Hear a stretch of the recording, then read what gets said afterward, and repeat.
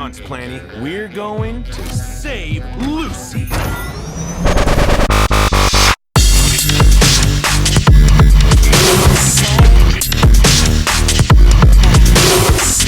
Go back. Don't worry.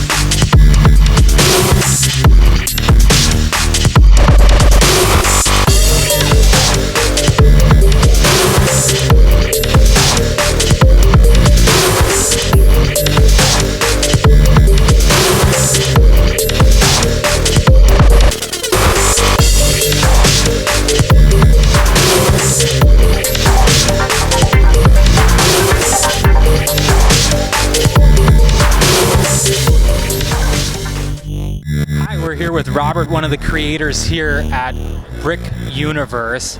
He's going to talk to us about this mega huge setup behind us. Robert, talk to us a little bit about what went into making this Adventureland. So this has been about 3 years of work as a group of 4 or 5 of us, and this is starting to be the culmination, and this is the first year we've had the giant bridge in the background. That's the first time it's been shown to anybody, and it's kind of been just a real work in progress, and we're still going to be continuing to work on it from here. So if you'll come over here closer, so what you're talking about here is, so you've set up this whole system here, and then you're now integrating with another creator's system, which is the bridge down there. Yeah, the bridge was built by another one of our members, and we basically set a whole second part of our display up at the other end of it, and that's the first time we've been able to do this big of a layout, and it's been awesome. Most of the rides in here are actual Lego sets that have been released at some point, and it's basically 2 people have done this whole section of all the rides in the amusement park, the castle. This is basically just 2 people right here. Wow. And approximately how much time has this taken to set this carnival up? Each of the rides has taken anywhere from 4 to 8 or 10 hours on the roller coaster. And once they're individually set up, then it's still, you have to do all the track, getting the base plates set up. We're slowly working on doing more rock work in the middle of the lake. That's going to be, work in progress going forward. Come behind the scenes just for your interview? Sure. Okay. All right, so we're here with another creator, Antoine Wilson, who has spent over 6 years working on the structure behind us.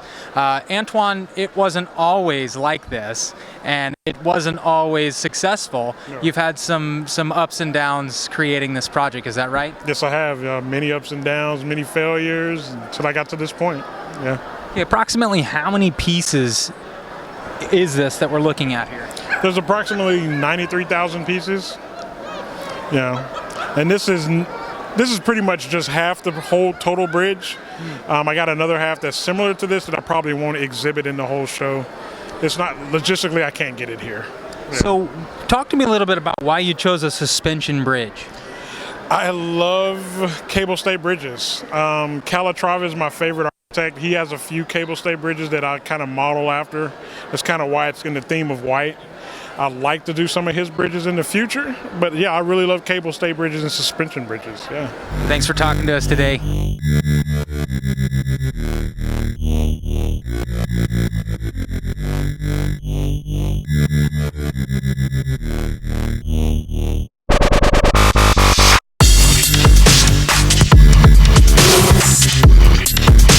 I'm just looking for creativity and imagination, and it's just amazing what they can create over here.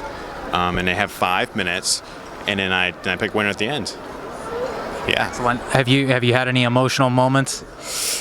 Sometimes. I mean, it's tough. I mean, picking one winner out of 24, it's not easy. I've heard some pretty elaborate stories coming out of some of these kids and adults. It's amazing what they can come up with, yeah.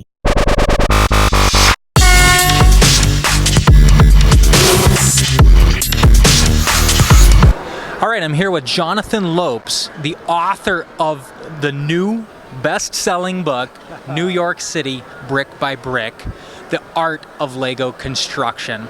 Jonathan, thanks for talking to us today. Thank you very much. I appreciate it. So you're going to show us a couple of pieces and kind of describe a little bit about what goes into some of this creations that you've done. Yeah, absolutely. I'd be happy to.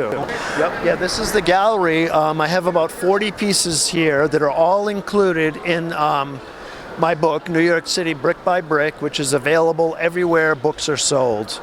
It came out in May, and it's published by Abrams Books, and it entails just various New York City structures from throughout the city where I'm from. This piece here is called Highline, and what it is, what it represents is on the west side of Manhattan, there is a old freight rail, elevated freight rails that runs up the west side that they've turned into an urban park, and it's gorgeous at this point. But back in the day, it was really decrepit for a long time.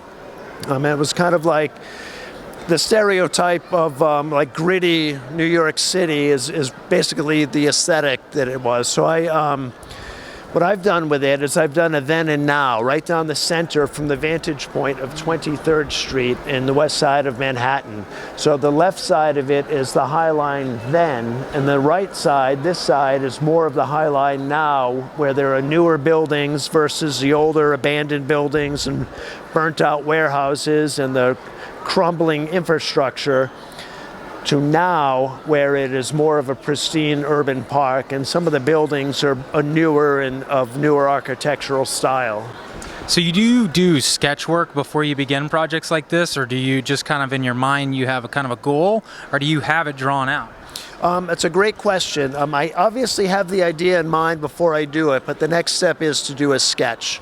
I don't use any computer programs, no CAD programs at all. I do a very rough sketch on paper of some of the ideas and what I want to accomplish, and then from there I dive in and start creating it with Lego. Once, everything was awesome. Now, everything is bleak. Hey, Lucy, I brought you coffee. Coffee. The bitter liquid that provides the only semblance of pleasure left in these dark times. Oh my goshness, did I interrupt you brooding just now? Then who is the host of the event, right? That's the official title. Organizer, yeah. The organizer of Brick Universe. Now, you've been traveling around the country, right? Yes, we are doing 11 shows this year, so all around. Yeah. Okay, the next one up is what, Kentucky? Yeah, Lexington, Kentucky, next week. Okay, so if you've got friends, family that are in Kentucky and you want to be a part of something like this, head to, where's it at in Kentucky? The Lexington Convention Center, so downtown Lexington, Kentucky. And they can go to the website and find that out. What's the website? BrickUniverse.com. BrickUniverse.com. Super cheap to attend these events. You get inside, you can put your hands on things. They even have this activity center over there where the kids can actually play with it. I know the Lego store in Oklahoma City, which a lot of you have been to, recently changed it to where you can't even play with the toys anymore. So that's not the case here today. The kids can put their hands on it, they can build stuff, they can get that creative juices flowing. And we've seen some incredible creative kids here today. Yeah, it's crazy the amount of creativity that happens in this hall. I love it. Excellent. Well, thanks for talking to us. Thank you.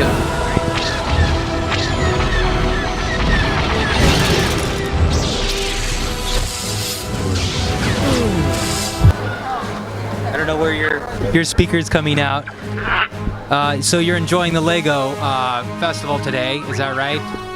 You are? Okay. What's your favorite piece here today?